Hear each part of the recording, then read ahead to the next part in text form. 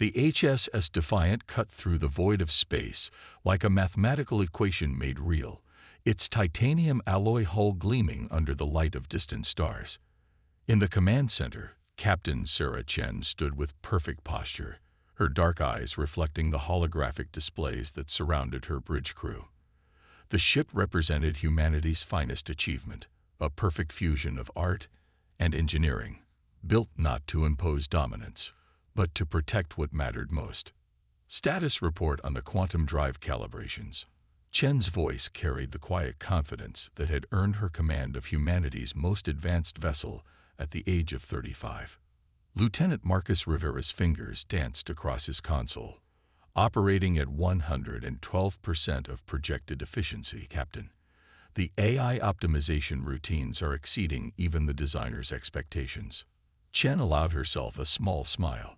The Defiant might have been fresh from Earth's shipyards, but her 300 crew members had already molded it into something greater than its blueprints had envisioned. Each modification, each tiny improvement, represented humanity's greatest strength, the ability to never stop pushing boundaries. Captain, Communications Officer Yuki Tanaka's voice cut through the routine bridge chatter. I'm picking up something irregular. Quantum distortions consistent with multiple ships dropping out of FTL near Nova Haven. The temperature on the bridge seemed to drop several degrees. Nova Haven, humanity's furthest colony, lay at the edge of known space. It was supposed to be a routine patrol, showing the flag in a sector that rarely saw traffic. Show me, Chen ordered, and the main view screen shifted to display a tactical overlay of the Nova Haven system.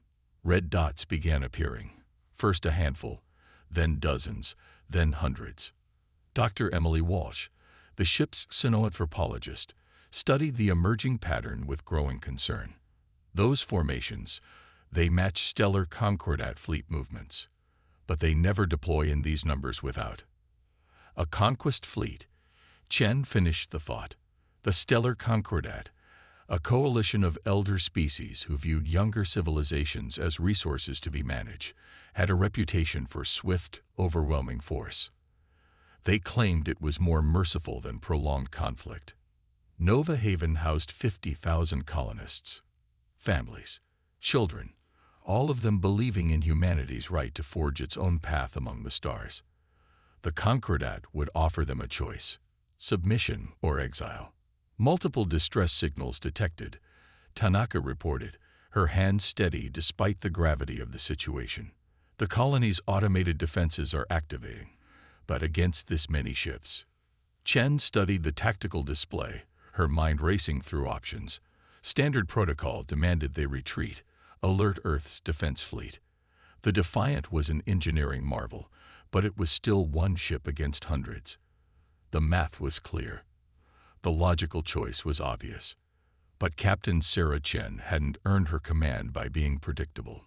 Lieutenant Rivera, plot an intercept course. Dr. Walsh, begin analyzing their formation patterns. I want to know their weak points. Officer Tanaka, prepare a tight beam transmission to Earth Command. They should know what we're about to attempt. The bridge crew exchanged glances, but their hands were already moving to comply. They drilled for combat scenarios, but this was different. This was real. Engineering reports ready, Captain, Rivera announced. The quantum drive is hot, and the AI combat systems are online. Chen took a deep breath, feeling the weight of 50,000 lives settling onto her shoulders. The Defiant might be outnumbered, but it carried humanity's greatest weapons: innovation, determination, and the unwavering desire to protect their own. All hands, this is the captain speaking. Her voice carried to every corner of the ship. We're about to attempt something that the galaxy believes impossible. But impossible is what humans do best. Battle stations. The Defiant's engines flared to life, pushing the ship toward its destiny. In the coming hours, the galaxy would learn an important lesson about humanity. Never mistake kindness for weakness or solitude for vulnerability. The hunt was on. The Defiant dropped out of quantum space like a falcon entering its dive, streams of displaced energy trailing behind it. On the bridge, Captain Chen watched as the massive Concordat fleet filled their view screens, a wall of silver and gold ships arranged in their famous spear formation. Analysis complete, Dr. Walsh reported, her voice steady despite the tension. Their formation indicates they're following the standard conquest protocol. They expect us to either flee or surrender. Well, Chen's lips curved into a slight smile. Let's introduce them to Protocol Option 3. She turned to her tactical officer, Lieutenant Rivera. Initiate the quantum maneuver system. Full predictive matrix. The ship's AI came alive, its quantum processors interpreting space-time in ways that would have seemed like magic a generation ago. Holographic overlays appeared across the bridge windows, showing probability paths and tactical opportunities that existed for mere microseconds. Concordat flagship is hailing us, Officer Tanaka announced, her fingers hovering over the communications array. On screen, Chen ordered, straightening her uniform. A tall, silvery-skinned figure appeared on the main display. High Admiral Vexthor of the stellar Concordat regarded the human captain with what passed for amusement among his species. Captain, your courage is admirable but misplaced. One ship, even one as interesting as yours, cannot hope to affect the outcome here. Stand down, and we will ensure your crew is treated with respect. Chen's response was to nod at Rivera. The Defiant's engines pulsed, and everything changed.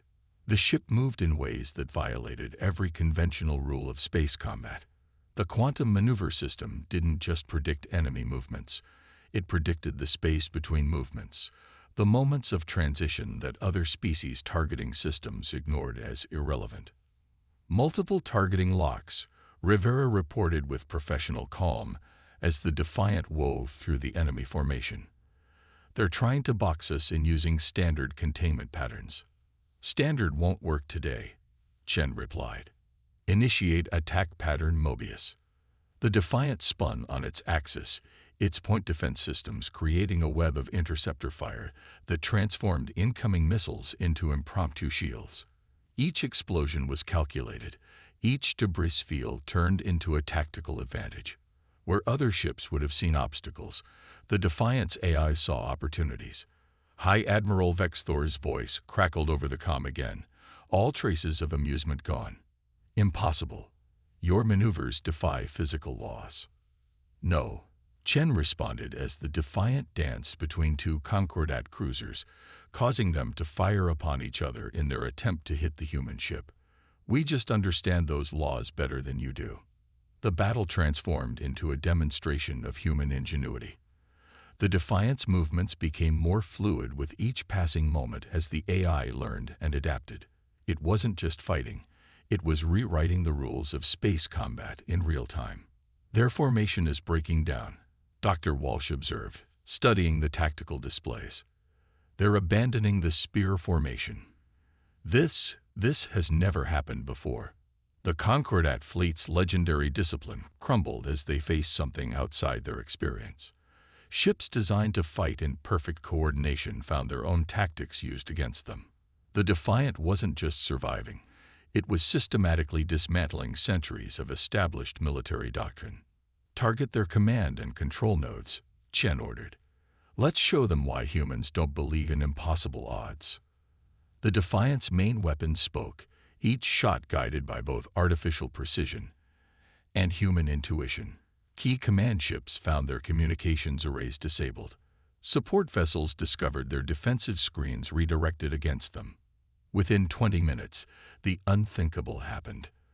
The Concordat fleet began to retreat, their perfect formation now a scattered withdrawal. On the bridge of the Defiant, the crew maintained their focus, knowing they'd just changed the galaxy's understanding of what a single ship could do.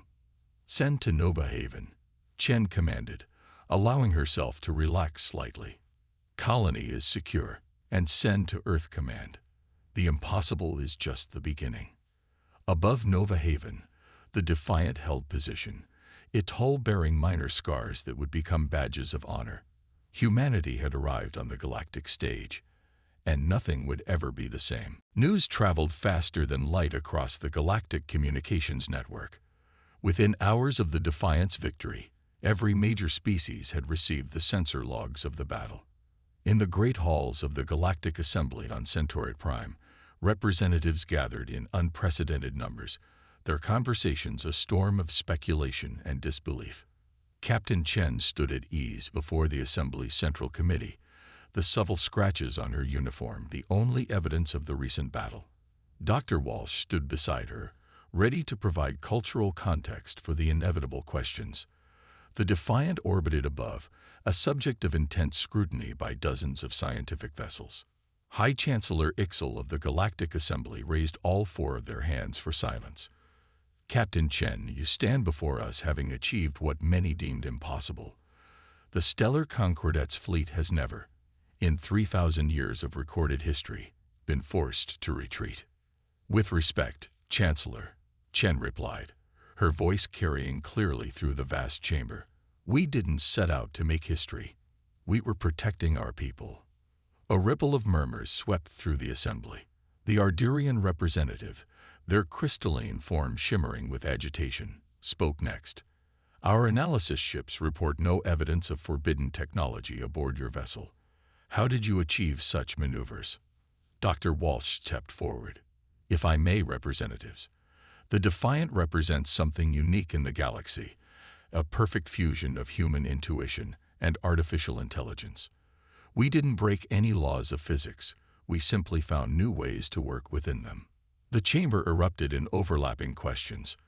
Chen noticed how the Concordat representatives sat in unusual silence, their typical arrogance replaced by intense calculation.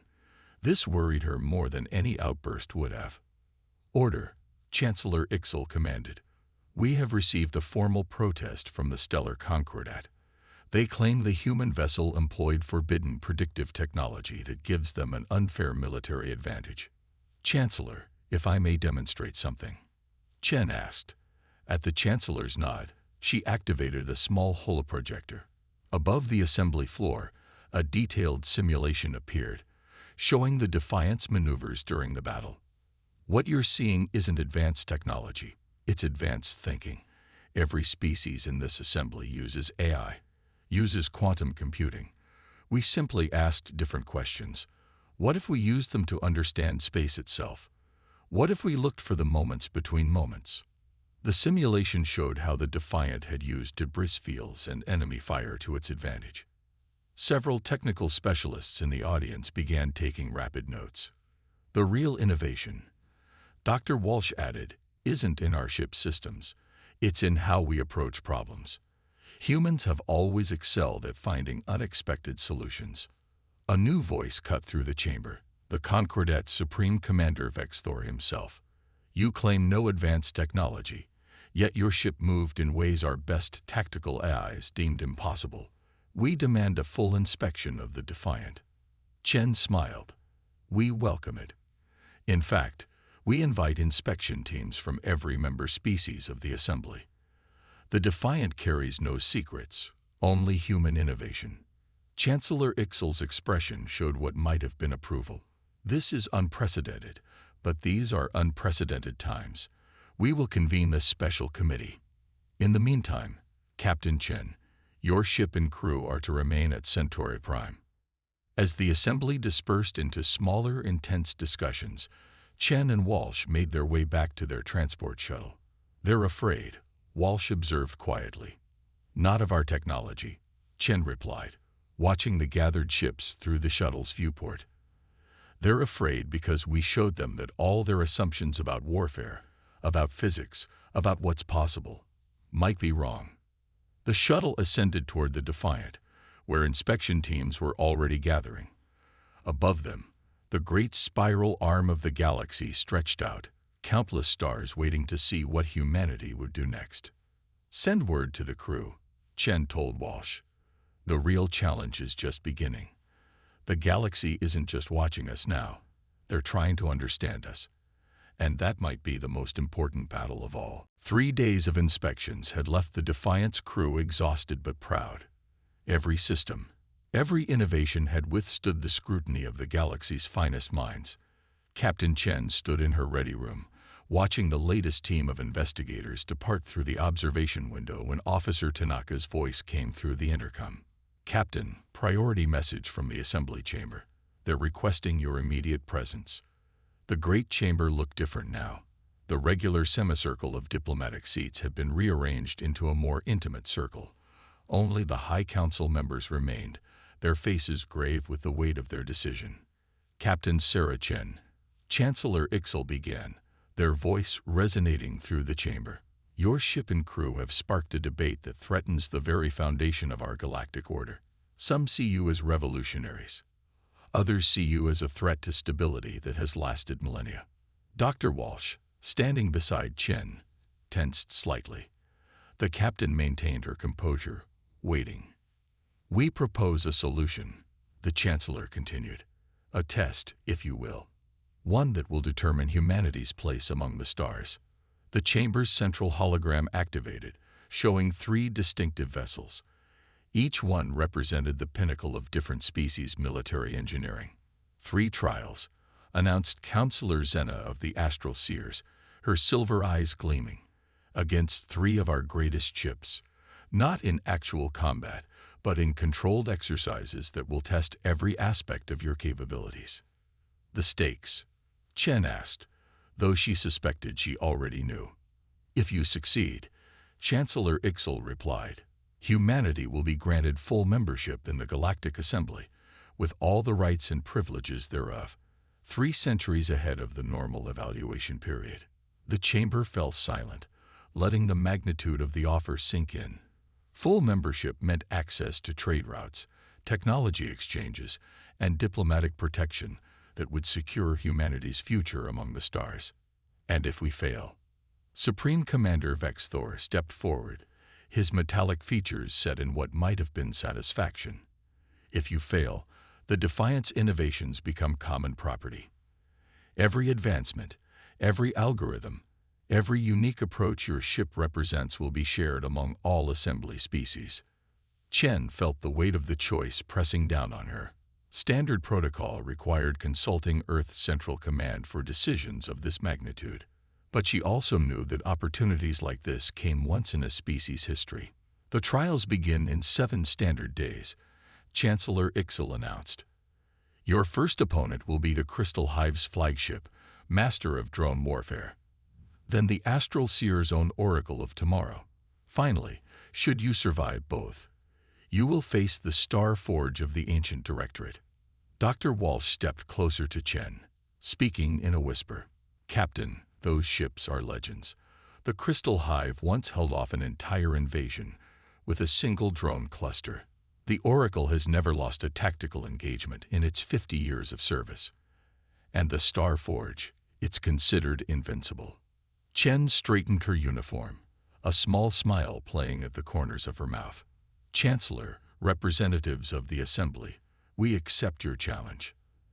The chamber erupted in murmurs and exclamations. Even Vexthor seemed taken aback by the speed of her decision. "Without consulting your government?" he demanded. "My crew and I have already demonstrated what humanity is capable of," Chen replied. "We didn't achieve that through caution. We did it by daring to push boundaries." As they left the chamber, Walsh hurried to keep pace with her captain's determined stride. "Earth Command will have opinions about this decision. Earth Command sent us out here to represent humanity's interests," Chen replied, watching their shuttle approach through the terminal windows. "Sometimes that means taking calculated risks. Send word to the crew. Everyone gets 3 hours of rest. Then we begin preparations." Above them, the Defiant waited, its hull gleaming with promise. In 7 days, it would either secure humanity's future or lose everything they'd worked to achieve. The real test was about to begin. The exercise arena sprawled across an entire sector of cleared space near Centauride Prime. Hundreds of observation vessels hung at safe distances, their sensors primed to record every moment of the upcoming trial. Inside the Defiance Bridge, Captain Chen watched as the Crystal Hive's flagship emerged from quantum space. The vessel was beautiful in an alien way, a lattice structure of crystalline fragments that seemed to float independently yet moved as one. Behind it came its infamous drone swarm, thousands of diamond-shaped fighters catching starlight like a school of metallic fish. Their drone count is rising. Lieutenant Rivera reported from his tactical station. 5,000, 7,000, still climbing. Dr. Walsh studied the readings with growing concern. The Crystal Hive never deploys more than 10,000 drones in actual combat. This is a statement. They're giving us their best, Chen replied, her voice calm. We'll give them ours. Officer Tanaka, open a channel to their commander. The holographic display shimmered to life, revealing Supreme Drone Master Kicks, their crystalline form refracting light in complex patterns.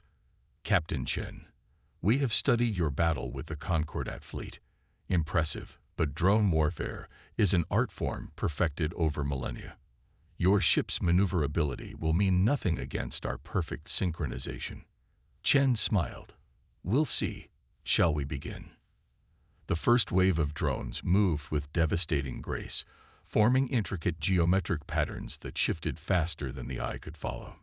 Traditional combat doctrine called for establishing defensive perimeters, trying to thin the swarm's numbers gradually. The Defiant did nothing of the sort. Execute Operation Mirror Ball, Chen ordered. The ship's quantum processors spun up to full power, not to predict the drone's movements, but to understand their underlying programming. Every drone operated on the same base code, each one a perfect copy of the others. Getting it, Rivera announced, his fingers dancing across his console. Their synchronization isn't just tactical, it's their weakness. Initiating signal burst. The Defiant released a carefully calibrated pulse of quantum-encrypted data. To the observers, it appeared to do nothing. But among the drone swarm, something changed. Dozens of drones suddenly broke formation. Then hundreds. Then thousands. What? Kicks's voice crackled with static. What are you doing to our control signals? Nothing, Chen replied. We're just showing them their own programming from a different angle. Your drones are perfect copies, Supreme Master, but sometimes perfection creates perfect flaws. The swarm's geometric patterns began to dissolve as drone after drone received conflicting data from their own kind. The Defiant's pulse hadn't hacked their systems. It had simply shown each drone a slightly different interpretation of their own base code. Remarkable, Dr. Walsh breathed. They're not attacking each other. They're trying to debug each other in real time. The whole swarm has become trapped in a logic loop.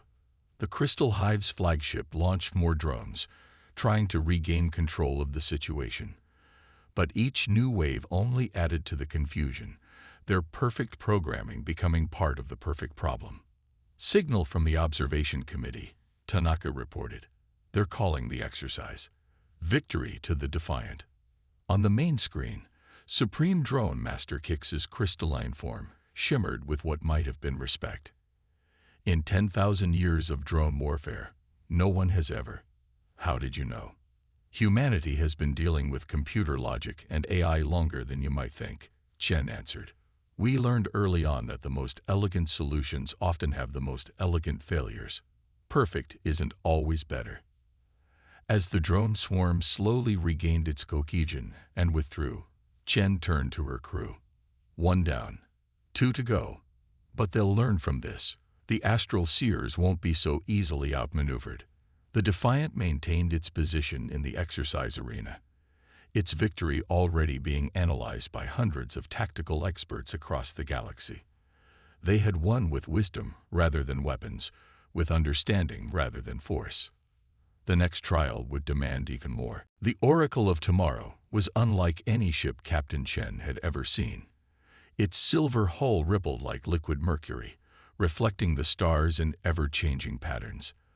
The vessel belonged to the Astral Seers, a species renowned for their ability to calculate probability chains with near-perfect accuracy. Their targeting systems are unlike the Crystal Hive's, Lieutenant Rivera reported, studying his readings. They're not just tracking our position. They're mapping every possible position we could take. Dr. Walsh nodded grimly. The Seers don't just predict the future. They calculate every possible future simultaneously. No one has ever surprised them in tactical combat. Then we won't try to surprise them, Chen replied, her eyes fixed on the opposing vessel.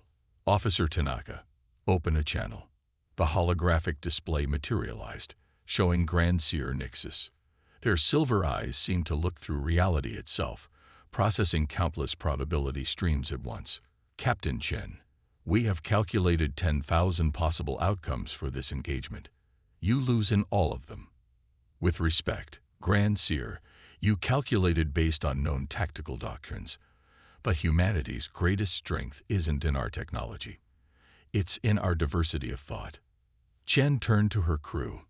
Everyone, implement protocol chaos theory. The Defiance bridge transformed. Instead of the traditional command structure, each crew member began operating independently, following their own tactical intuition. Rivera launched defensive patterns based on ancient Earth naval tactics. Tanaka modulated their shields using musical harmonics. The engineering team reconfigured power distribution using principles borrowed from weather systems. The Oracle of Tomorrow fired its first salvo, a perfectly calculated stream of energy that would have intercepted the Defiant's most logical evasive maneuver. But the human ship wasn't there. Instead, it was executing a corkscrew pattern based on a 20th-century aerial acrobatics routine. Impossible, Nixus whispered. Your crew's actions, they follow no predictable pattern. That's because each of them is thinking differently, Chen explained as the Defiant danced through another barrage. Humans don't just embrace diversity, we thrive on it. Every crew member brings their own perspective, their own way of solving problems.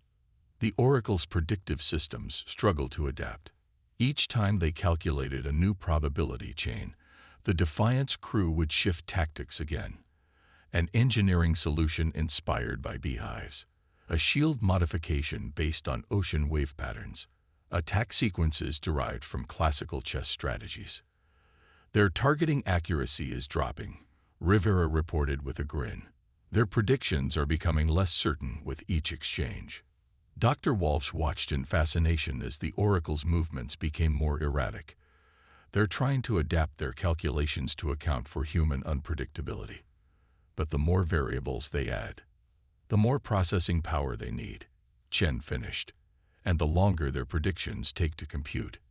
Now, everyone, implement your secondary patterns. The entire crew switched tactics simultaneously, each person changing to a completely different approach.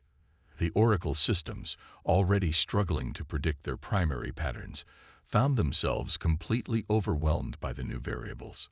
A shower of sparks erupted from the Oracle's probability engines as they overloaded, trying to calculate too many possibilities at once.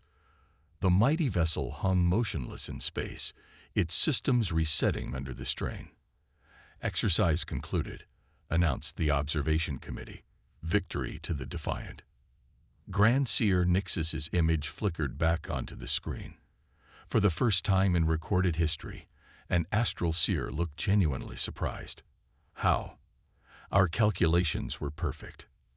That was the problem, Chen answered. You sought perfection in prediction. We embraced the beauty of uncertainty. Sometimes the strongest pattern is no pattern at all. As the Oracle withdrew for repairs, Chen gathered her crew's attention. Well done, everyone. Your creativity just proved that humanity's greatest asset is our ability to think differently, each in our own way. The final trial loomed ahead, the Star Forge, pride of the ancient directorate. But now the galaxy was learning an important lesson about humanity. They weren't just clever. They were unpredictable in ways that transcended mere tactics. And they were just getting started. The Star Forge emerged from quantum space like a metal planet, its massive hull blocking out entire star clusters from the Defiant's view.